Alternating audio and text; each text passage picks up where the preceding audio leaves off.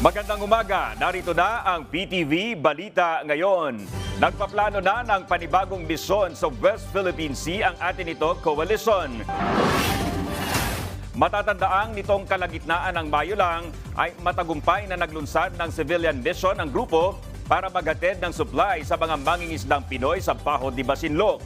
Sa ngayon ay isinasapinal pa nila ang mga detalye para sa susunod na paglalayag. Samantala, nanawagan ang atin ito sa sambayanan para sa sama-samang pagsuporta sa ating mga mangingisda.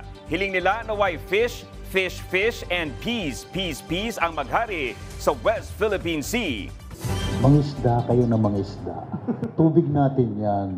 Lahat ng pwedeng sumuporta sa inyo, i-repair ang mga bangka nila, paghanap ng pambili ng mga bagong motor, we should now really emphasize the rich resource of our waters. Kami naman ho sa civil society, not only as activists but as consumers, people in media, let's help create an awareness. We do not look at our fisher folk as objects of pity. Solidarity means hindi lang kawawa tulungan, kundi ang laki ng potential dyan at kahalagahan. Pero kailangan ng suporta para ma-overcome nila yung barriers.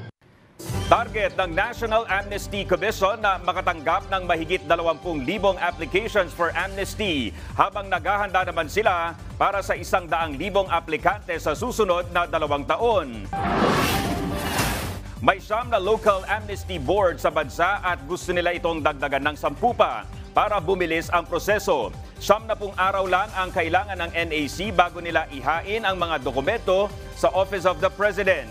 Humihingi ng tulong ang ahensya sa pagpapakalat ng impormasyon tungkol sa amnesty, lalo sa mga liblib na lugar sa Pilipinas.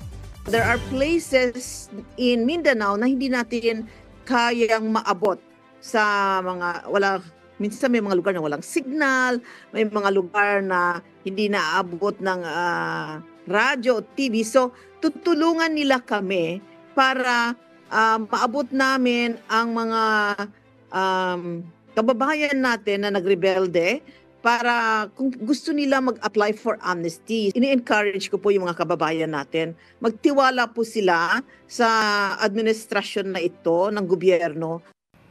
At yan ang mga balita sa oras na ito. Para sa iba pang updates, i-like at i-follow kami sa aming mga social media account. Ako po si Dominic Alvelor para sa Pambansang TV sa Bagong Pilipinas. Magandang umaga!